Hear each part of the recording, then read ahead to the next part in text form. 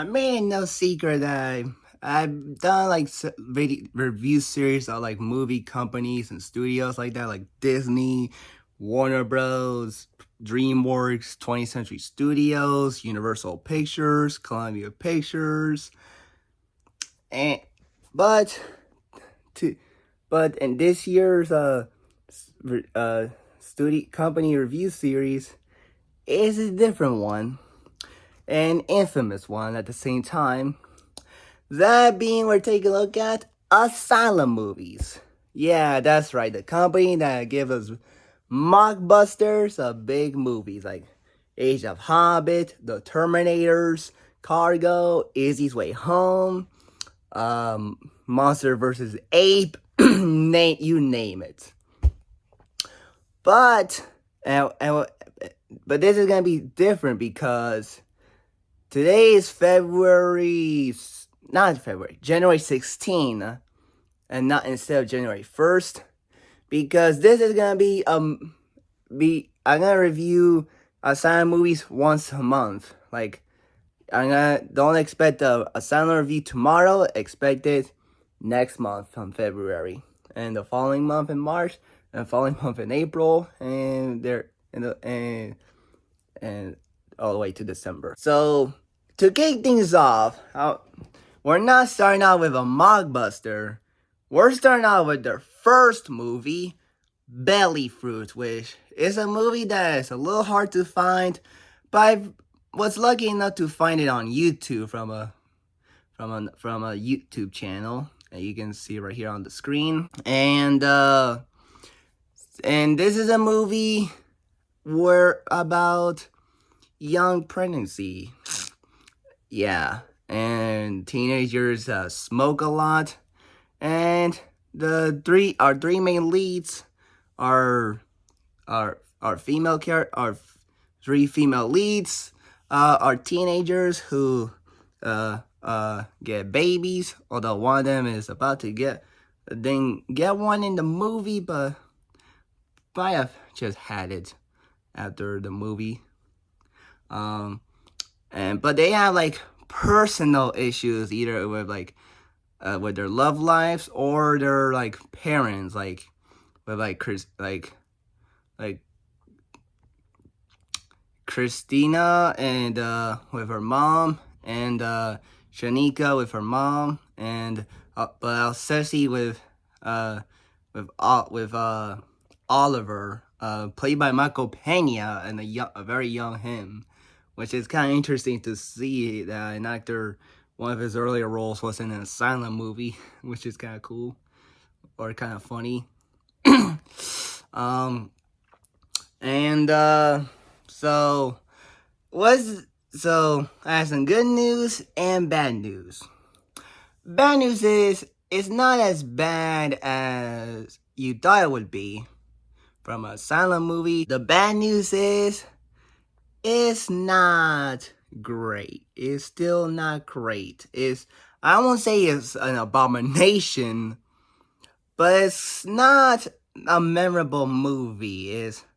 To me, it's not relatable because I never deal with like teen pregnancy at all, nor anyone that I know at my school has been dealing with that. Nor that from my notice, no one has been like smoking or anything. Luckily enough, but it seems like in the 90s this was a real thing. I mean, it seems like it because when I was watching this movie, I was thinking a lot of Party of Five, the episode where Julia Salinger, Neve Campbell's character, gets pregnant very young, but then later she doesn't get the baby that she was about to get. And apparently at the end of the movie, after Shanika is at her home at her messed up house, where she would say about to get baby, there was like a text about like how like there was a lot of teen pregnancies at 1998, and a lot of them were dads were legal adults. Like it seems like this was a real thing, and then at that time when this movie came out. But getting back on the movie, it was man. nothing too special about the characters. I mean, I did feel bad on some of the occasions, mainly out Celsi, who has a big issue with Oliver, especially when he gets arrested. But they luckily get back together, and I thought she, as a mother, she seemed like a good mother. And Christina, who's like the, I believe, the brunette or orange girl who has a mom and they smoke a lot. I did feel bad for her at one point where she gets assaulted by a couple dudes, which is kind of intense to, uh, kind of shocking to see. Although the editing in that scene was a little out of place. There's a lot of not so great editing in the movie. Especially at one scene where after Christina goes to an appointment with the doctor about wanting a baby. Yeah, the doctor rejects her.